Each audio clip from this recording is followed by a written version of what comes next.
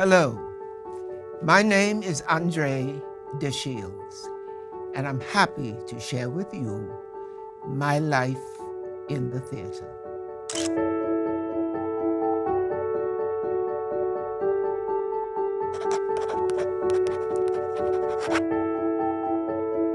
First of all, I'd like to share something with you that you probably don't know.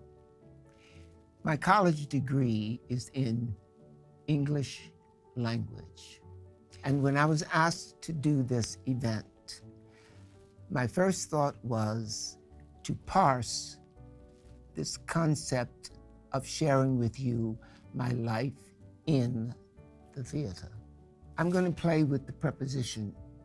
I've learned that it's much more exciting and much more expansive to approach theater as the way of life.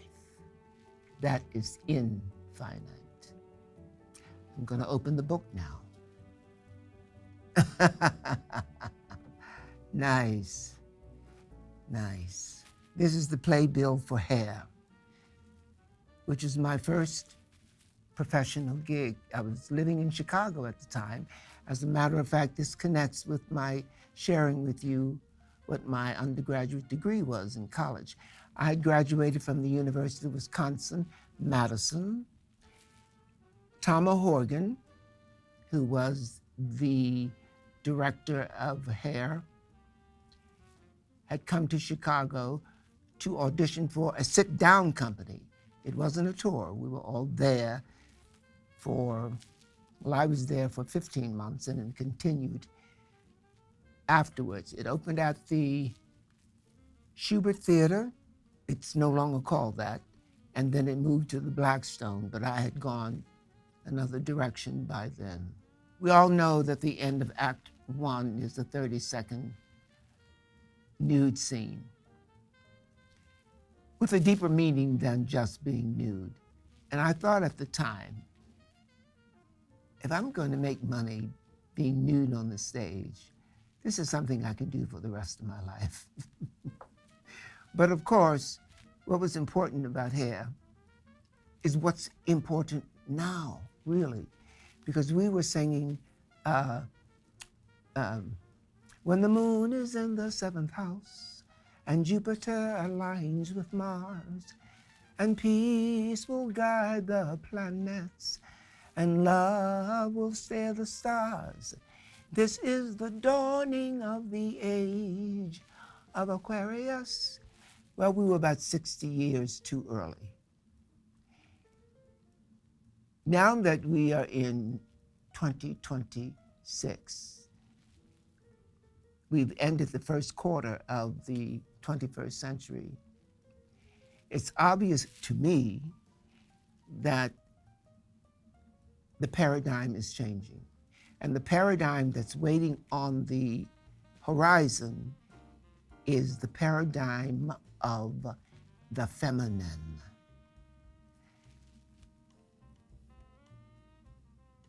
I think I'll stop right there. You'll have to sit with that for a while. And there was a lot of acrobatic movement in hair originally.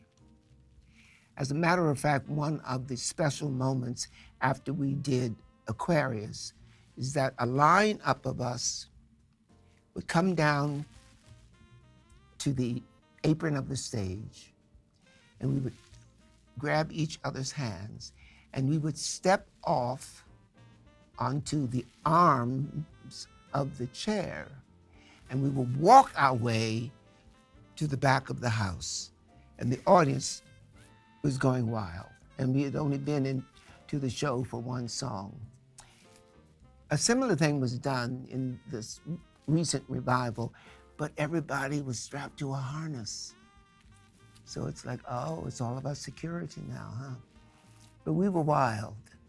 I could not have had a lovelier experience to introduce me to the work that I love to do, the destiny that I'd chosen for myself, and to have been here for 50-some years. Hair There are still people from that production who are my lifelong friends. This is Warp. No exclamation point. Let me see if I can remember the rest of the title. The world's first science fiction epic play in serial form. Woo! Come on, gray matter.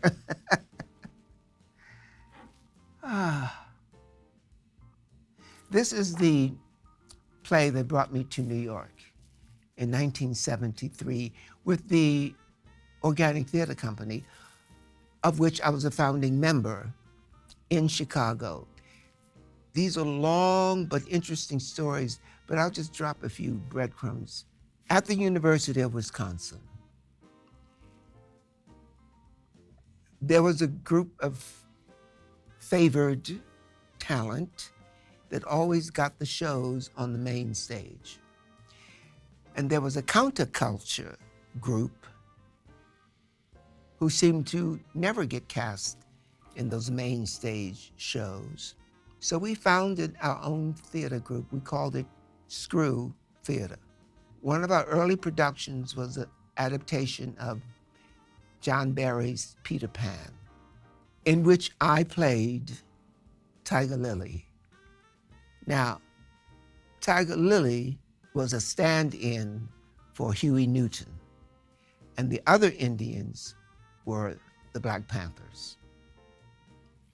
Just to give you an idea of how we were really dedicated to experimentation and how politics have always infused the theater that I've done.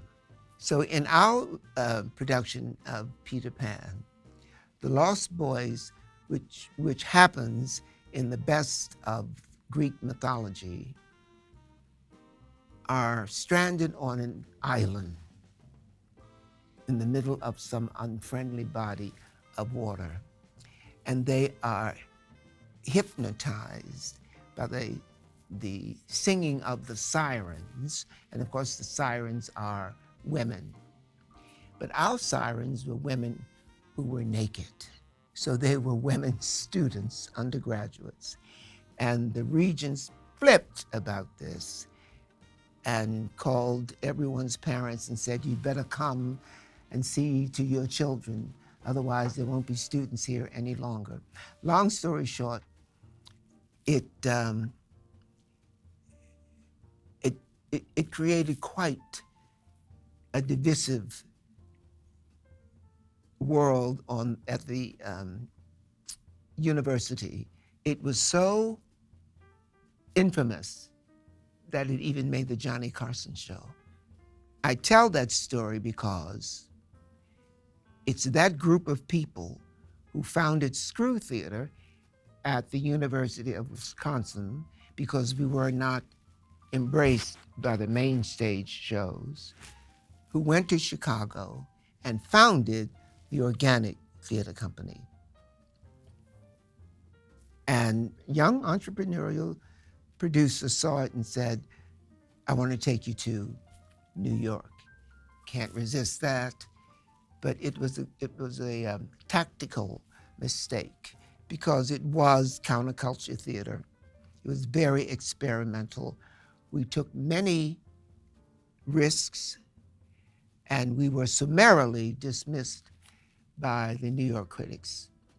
We opened on Valentine's Day in 1973, and 2 weeks later, we were done. The Organic Theater Company, as the counterculture would do, did a democratic thing. We got together, and by showing a raise of the hands, we were asked the question, who wants to go back to Chicago and continue with the Organic Theater Company? Everyone raised hands except André. And the rationale was Here I am in New York. I don't have a pot to piss in or a window to throw it out of, but why go back to find a way to get to return to New York? So I stayed. I had friends who were doing Jesus Christ Superstar. One of my friends who had been with me in the production of Hair in Chicago said to me, and this is that story of salad days that a lot of people will tell. You can couch surf in my apartment. It was in Chelsea. While I'm working, I have a cat, take care of the cat, take care of the apartment, and you can stay until you get on your feet. That was the spring of '73, and by the fall of '73, I was in Rachel Lily Rosenblum. Oh, I'm so glad I have so many stories to tell. Rachel Lily Rosenblum was a Robert Stigwood production. Robert Stigwood had been the producer of, what did I just mention? Jesus Christ Superstar. This musical was written by Paul Jabara, and he offered that he had written it for Bette Midler. And Bette Midler at the time was becoming the divine Miss M, so her interest wasn't in Rachel Lily Rosenblum. Ellen Green ended up playing the title role. Now, the beauty of Rachel Lily Rosenblum, and there's a subdeck, Rachel Lily Rosenblum, and Don't You Ever Forget It. The beauty of that show is the people who constituted the chorus. Now, I'm new to New York. I've never, because of the theater we founded in Chicago, I've never done a true audition to be in a chorus where you risk being cut. But I auditioned for Rachel Lily Rosenblum because the year I'd spent there, I was fortunate enough to find representation, an agent who wanted to represent me. In the chorus of Rachel Lily Rosenblum, remember this is the fall of '73, in that chorus with me was Wayne Cilento, Tommy Walsh, and the lady who went on to win the Tony for the role of Sheila in Chorus Line, Kelly Bishop. Kelly Bishop. Now, each of those individuals made great careers for themselves. Kelly Bishop is now a great TV star. Wayne Cilento is the choreographer of Wicked. Tommy Walsh has passed, but long before he was deceased, he did lots of choreographing shows. And André De Shields is now king, legend, icon, Broadway deity. Those are my pronouns. Another thing I'd like to share with you about Rachel Lily Rosenblum. It did not open. We had 2 weeks of previews, and the audience booed us. When we got to the curtain call, they were like, boo, boo.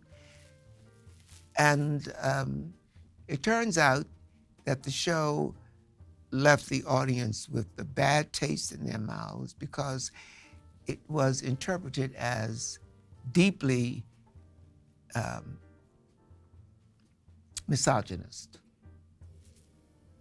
So after Rachel Lily Rosenblum precipitously closed, I didn't have something in the chute immediately. But as I said before, Bette Midler was becoming the divine Miss M. And through mutual friends. We met in Chicago. Two friends that had been in hair with me. One of them is Joe Mantegna. You might know Joe Mantegna from television. Also, Joe did the original production of Gary Glenn Ross and won his Tony for that. And his co-star was Madonna. Bette visited Joe in Chicago.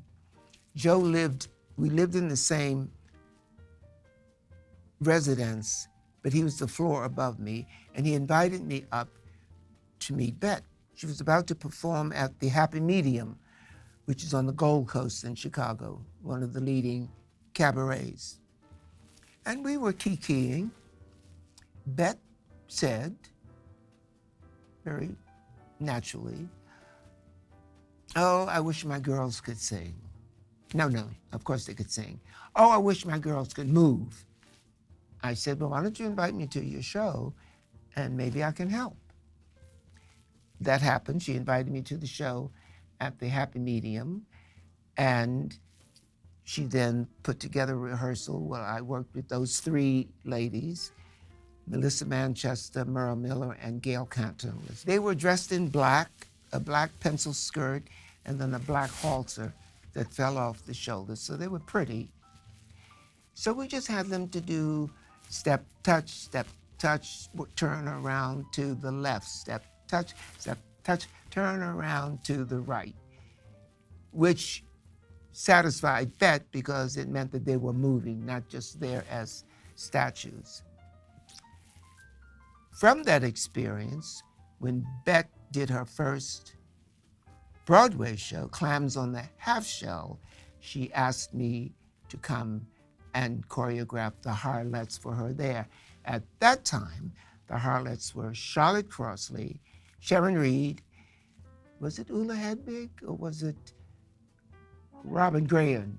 Those were the next set of Harlots.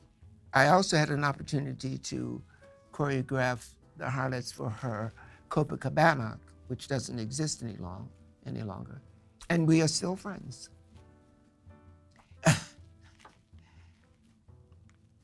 The next playbill is The Wiz. The Wiz opened at the Majestic Theater on January 5th, 1975. The Wiz should have become part of the canon of great American musicals. It hasn't earned its place there yet, and I have different explanations for that. Too much experimentation, and the great white way wasn't ready to accept it at that time. But it was a ground-changing musical. Before The Wiz, Broadway was considered by African Americans an inhospitable terrain. We did not see ourselves reflected in the art on Broadway, and therefore, the people who were working on Broadway did not see us in their audiences until The Wiz came. And The Wiz came during that decade of permissiveness, which for me is a lovely memory of the 1970s, because that was a time when everyone was beautiful, including men. We had our hair long, we wore tight pants that belled at the bottom, we wore platform shoes, we wore jewelry, we painted our faces. And it seemed as if we were at the threshold of the dawning of the age of Aquarius. No, but we did break through that ceiling of ethnic diversity and what we now call diversity, equity, and inclusion, which is causing bumps on the flesh of our current president. What was important about The Wiz was that it did not deny the brilliance of what we had all been used to before, and that was the genius film that starred Judy Garland, The Wonderful Wizard of Oz, which was adapted from the 37 books by Frank L. Baum. Stephanie Mills played our Dorothy.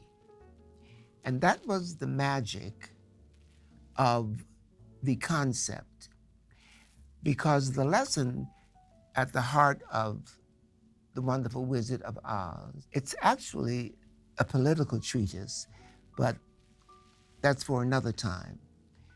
When Judy Garland created that role, the lesson to be learned is there's no place like home, which is one of the most important lessons one can learn during one's life. But at the same time, it also said, this piece of art belongs to white people, and it is meant to be entertaining for white people. We who are people of color still had to stand on the margins of society to appreciate that important lesson about there's no place like home. We were homeless at the time, culturally homeless at the time, not unhoused. When The Wiz opened on Broadway in '75, and this diminutive Black girl from Brooklyn, who had learned her singing in the church choir, when she sang the song called Home, what it did was make it possible for every young girl, every young child, regardless of ethnicity, nationality, race, color, to understand what it means that there's no place like home. So it became a universal message. We opened to very chilling reviews, but 6 months after we opened, we won 7 Tony Awards, one of which was Best Musical. And it was the first national attention that I received. I've turned the page, and this is the playbill for Ain't Misbehavin'. In August of 1977, anybody remember August of 1977? There was a power failure all across New York. It happened in the middle of Act 1 of The Wiz. Now, of course, in the theaters, we have generators. So there was light, but there was no lighting design. So we decided to sit on the edges of the stage and finish singing the show, but we didn't move around because that would have been considered dangerous. And it was very exciting because New York, no one was rioting, no one was breaking things. Everyone was having a good time. I considered that as an omen that I had been in The Wiz long enough. If the lights are gonna go out on me, I better move on. I didn't have a specific idea of what I was going to do. And August transitioned into September. It was September of '77 that Bette Midler called me and said, "Andre, what are you doing?" I said, "Curiously, I'm not doing anything. Don't have any shows." And that's when she invited me out to Vancouver, and that's where we put together the show that came to the Copacabana. In 1977, The Manhattan Theater Club, which is now one of the leading producers on Broadway, was on East 73rd Street. Its seating capacity was a cabaret of 64. Long story short, there was an opening in the season at the Manhattan Theater Club. And Richard Maltby and Murray Horwitz took that opportunity to do a piece called Ain't Misbehavin' in the cabaret, which seated 64 people, with Luther Henderson at the piano, and that was it. The Schuberts came to see it and said, "This is good. How'd you like to go to Broadway?" We put the show together during December of that snowstorm, 77. In May of 78, the Manhattan Theater Club was producing Ain't Misbehavin' on Broadway. And that June, we won the Tony for Best Musical. There were 5 of us: Nell Carter, Armelia McQueen, Charlene Woodard, Ken Page, and André De Shields opened the show on Broadway. However, at the Manhattan Theater Club, when it was on 73rd Street, before it moved to Broadway, Irene Cara was the 5th member. She had an unbelievable quandary that when the show was moving to Broadway, she was offered the film Fame. So she went to Hollywood, and Charlene Woodard, who was doing the Black Cinderella on television, was chosen by Richard Maltby to replace her. So that was a win-win for everybody. We no longer have Ken Page, Armelia McQueen, Nell Carter. They're all ancestors now, and including Irene Cara. So Charlene Woodard and I, we have to carry the torch. Ain't Misbehavin' took me to Europe for the first time. Her Royal Majesty's Theatre, which, as the English do, it's now called His Royal Majesty's Theatre. This was 1979. A lot happened in 1979. It was in 1979 that I got a call from a colleague of mine who said, "Do you know so-and-so has died?" Now, so-and-so was the makeup and hair artist for Ain't Misbehavin'. I said, "No, what happened?" He caught a cold and died. And we thought, wow, that's interesting. But that's the news. Okay. We come back from London, and the original company gets together to do the first national tour of Ain't Misbehavin'. But by now, there were many stories about people catching a cold and dying. As a matter of fact, we lost most of the chorus from The Wiz that way. Did you hear so-and-so died, so-and-so died, so-and-so died? And it was all about catching a cold or catching the flu. So that was the beginning of the madness. It wasn't until 81, I think, that there was an acronym, at least, for what this disease was, the human immunodeficiency virus.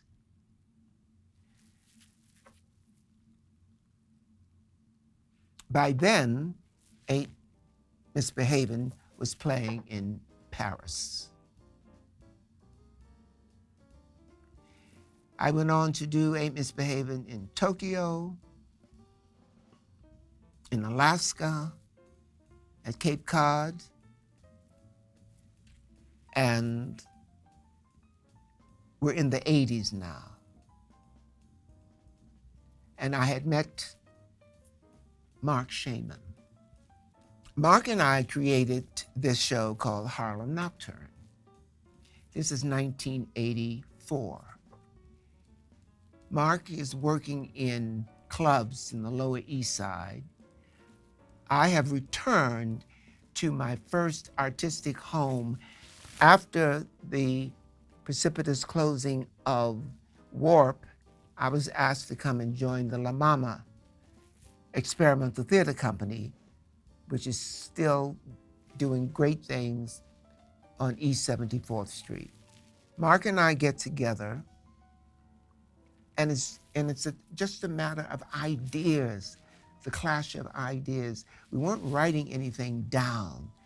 We had 3 women working with us, Deborah Bird, Frida Williams, and Elia English, and we would just try this, sing that. And we created this show called Harlem Nocturn, spelled with 2 A's, which is the original Dutch spelling. And we used that because before New York was an English colony, it was a Dutch colony. And we thought, how do we get attention for this show? Oh, we'll use the original spelling.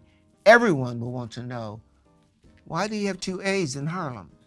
And that opens the door to information. It was a brief run. It was a long run downtown in the basement cabaret of La Mama.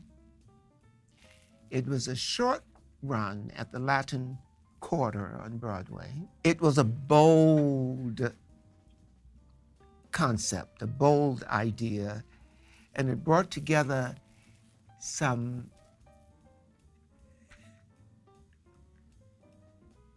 iconic talent. And we were able to, like a match and kindle, we were able to set ideas on fire.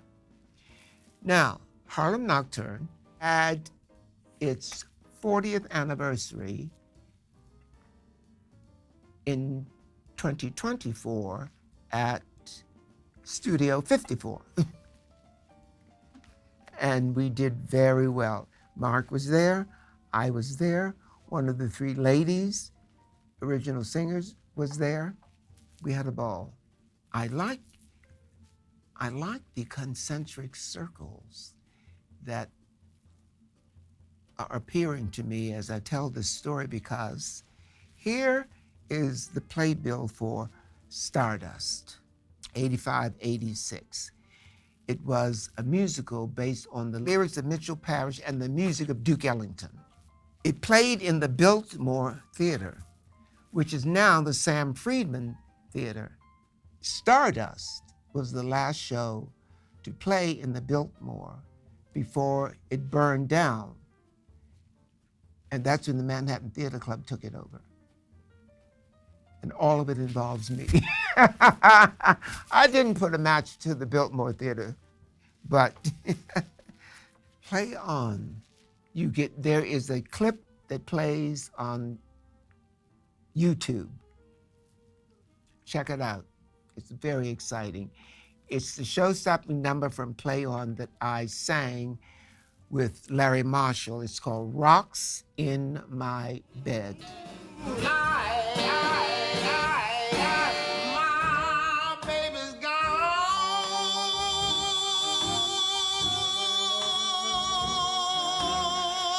and she won't be coming back. My baby, my woman's gone, and she won't be coming back. Now, Play On was choreographed by Mercedes Ellington, who is the granddaughter of Duke Ellington, whose music was used as the luxurious foundation for Stardust. Eventually, Cheryl Howard, who in Play On was my niece who dressed as a man so that she could make it in Harlem. Who's the character from Shakespeare, though? Olivia. After Cheryl Howard had left the show, Natalie Belkin, who is now the star of Buena Vista Social Club, took over the role of Olivia.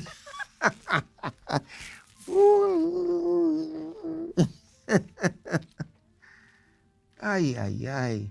I returned to the Old Globe in San Diego to do the full Monty.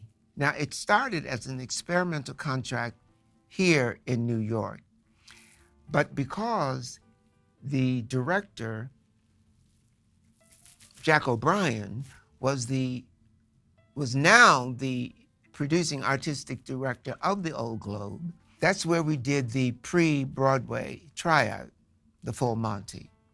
The full Monty was my second Tony nomination. It was a grand time. I think you know the story of the full Monty. These 6 working class guys who can't find a gig to save their lives, in desperation decide that they're going to be Chippendale strippers and make money that way. And the first, the first caution from Jack O'Brien was, guys, you have to stop going to the gym. You have to look ordinary. The one thing you want to, well, there's more than one thing you want to know, but here's the most curious thing about the full Monty, which played in the Eugene O'Neill Theater, which, like many Broadway theaters, is a proscenium house, and then starting at the apron of the stage, the stalls or the orchestra and mezzanine has a fan shape, so that when you are performing for your audience, you can actually embrace them in your arms. The full Monty is exactly what the title promises. At the very end of the show, the finale song is called Let It Go. And we start out in our fake police uniforms, and we strip. We take off the jacket, we take off the shirt, we take off the pants, everything. Now we're down to our boots, hats, and G-strings.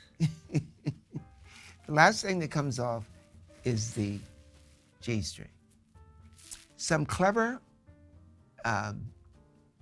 group of women who had come to see the show on a bus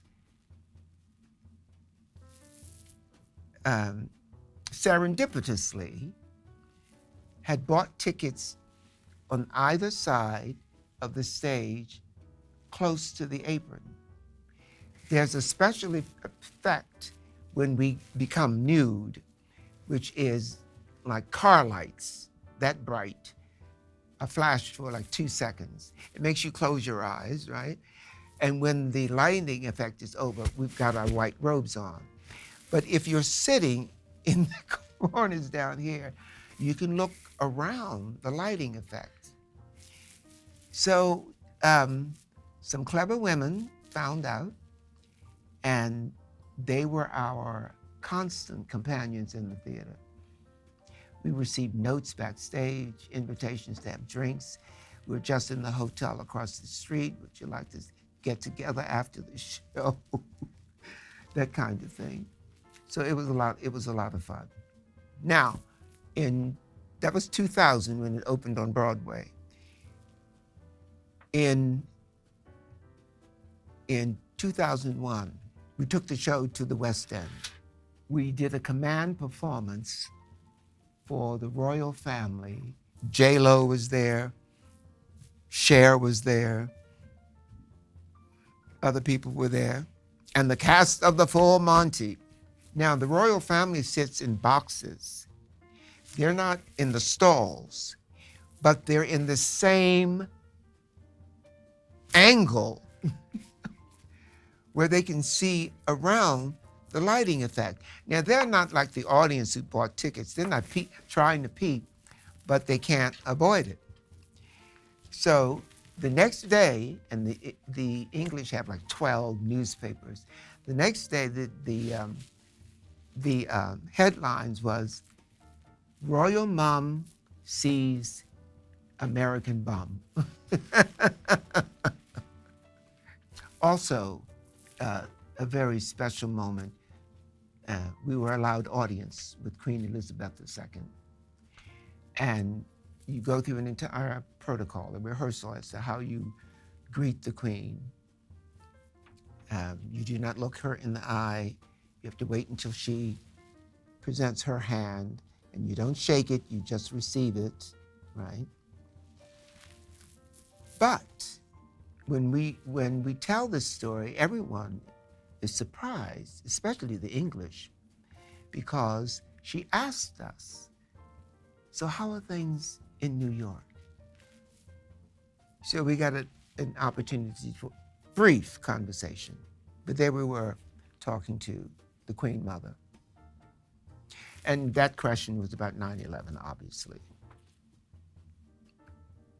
Another space of time between playbills, but that's because this is the Longacre Theater playbill for Prymate. So this is 2000, the full Monty. Prymate was 2004. Now the play is called Prymate, Prymate. And you might question, well, why is it spelled with a Y? And then when you see the play, everything is revealed. Phyllis Freelig, she was the anthropologist. She had socialized this gorilla to speak limited language in ASL. I'm playing the gorilla, not in a gorilla costume. I trained with this animal behavior specialist because lo and behold, we've all pretended to be a quadruped at some point in our lives. And we get down on our knees and the flats palms of our hands. It turns out that is not what quadrupeds do, or at least gorillas. They're on their knuckles and on the tips of their toes. So that's what I learned to do. Here's the thing that sent people leaving the theater. Heather Tom played the assistant to the doctor. She was the interpreter for the doctor because he couldn't do the ASL language. But she learned it from the anthropologist so that she could speak with the gorilla, whose name was Graham. The anthropologist says to Allison, be careful.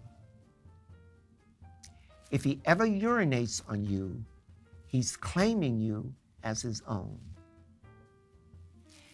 Of course, there comes a moment in the play where he grabs her and urinates on her. The audience said, enough! Not only do you have a black man playing a gorilla, but he's pissing on this beautiful blonde, blue-eyed white woman. Did not run. Impressionism. This is the second time that I'm working with Jack O'Brien as a director. It's difficult to perform in a play about art. I don't know if you saw art, right? It's difficult, right? Because the art doesn't move. And you're not really interested in the characters because it's about that painting on the wall. Impressionism was about tea.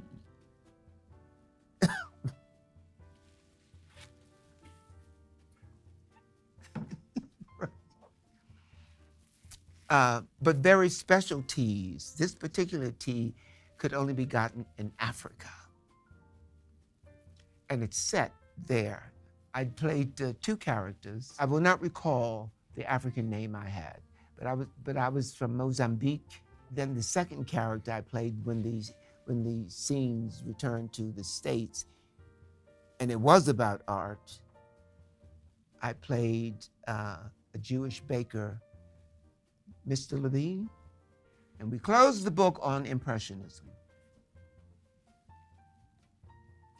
Well, wait a minute. No, it's just that now the name of the piece is Impressionism. So this is how it was advertised. Sometimes you have to stand further away to see it, right? Now, of course, all of the critics were, I could stand in New Jersey, I could never see this. Okay. My third Tony nomination, and a winner this time, is Hadestown, which is still running after 7 years at the Walter Kerr Theatre, which was another adventure in London at the National Theatre. And when we were at the National Theatre, there was no plan to come to Broadway. But Jordan Roth was in London, and he had asked the executive director of the theater, what do you have? I'm leaving town tomorrow. What do you have that I can see? So Rufus says, Rachel Chaffigan is here with a new piece. I lost, and I don't know the name of this play, but he had lost a play in the series. And I called Rachel to see if she had anything she wanted to do. And Rachel had something she wanted to do, Hadestown. Now, we're in rehearsal, but when Rachel hears that Jordan Roth wants to sit and do the rehearsal, she says, okay, this is no longer a rehearsal, this is a run-through. We went, what? Okay. He comes in, he sits, and he's quiet, but attentive, and he thanks everybody, and he leaves. He flies back to New York. Next thing we know, we get an invitation to come to the Walter Kerr Theatre. The explanation from Jordan being, the last thing that played in the Walter Kerr Theatre was the Born in America, Bruce Springsteen piece. And he left such a beautiful spirit here. We weren't going to put anything in the theater until we found a spirit that deserved what Bruce Springsteen left. Hadestown. It was a culmination of many efforts in my entire life, which is one of the reasons why when I went to college, majored in English. Because as a young Black boy growing up in Baltimore, if I'd learned nothing else, I knew that if I could not make myself understood, I was never going to make anything of my life, because the would-be oppressor would use that illiteracy against me. So my plan was to master the language of my would-be oppressor so that I could make myself understood and I could understand what was being said to me. More importantly, I could understand what wasn't being said to me.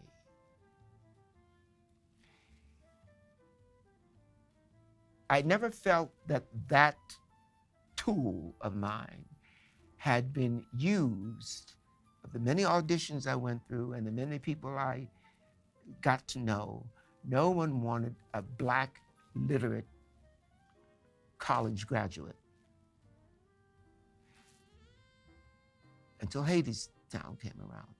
This is the fall of 2012.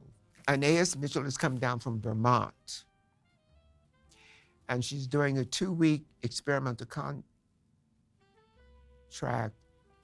at what used to be Second Stage in their studios. And of course, you're looking for people who have talent but who work for nothing or little. And I was asked to play Hermes. 2 weeks were over. But while I was creating Hermes, this is not, I'm not blowing smoke up anybody's bottom. I said to the character that I was creating, Hermes, when you jump off commercial, come back to me. And to make sure it happens, and this was before CRISPR, you know, CRISPR, that you now take pieces of DNA. I said, I'm going to take a piece of my DNA, I'm going to put it in you like a homing pigeon so you know where to come when the show jumps off. It took 7 years, but when they did the New York premiere at the New York Theater Workshop, it wasn't really the jumping off point. They had to do more labs. They took it to Canada, et cetera, et cetera. Finally, Aeneas says to Rachel Chafkin, call André De Shields.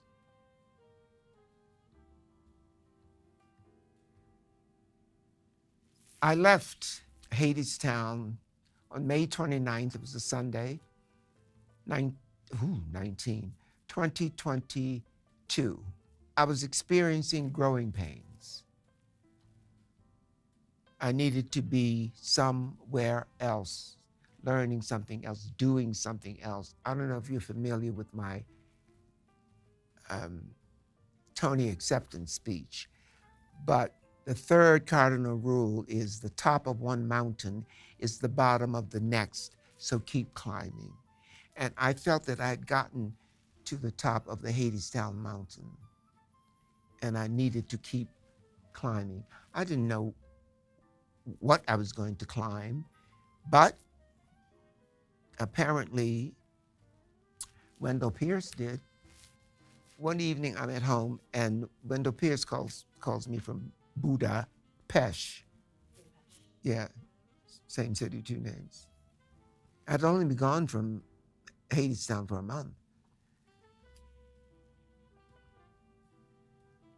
Mr. De Shields, how would you like to play my older brother? Yes. Let me think about this. Yes. And last but not least, the future. Cats, the Jellicle Ball. Now, while I'm doing Death of a Salesman at the Hudson Theater,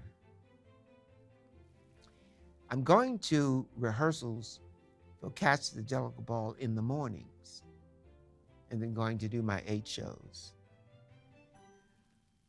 This was the experimental contract, and there was a representative from what we lovingly call RUG, the Really Useful Group, which represents Andrew Lloyd Webber.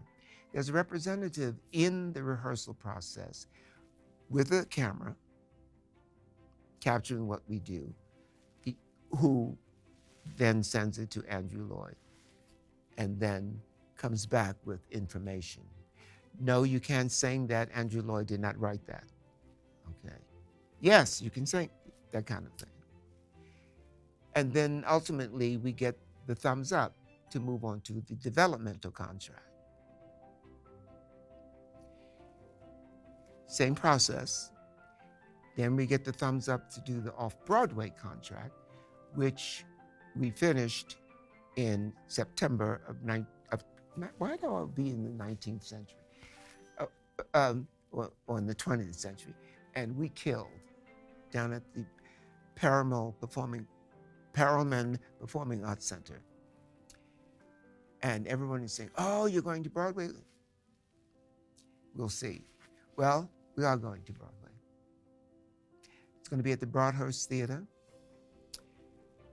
the sweetest real estate in the Broadway box. It's between the Majestic Theater, which is where we did The Wiz, and the Shubert Theater, Shubert Alley, Broadhurst. The end. There we go. Not the end of my career now.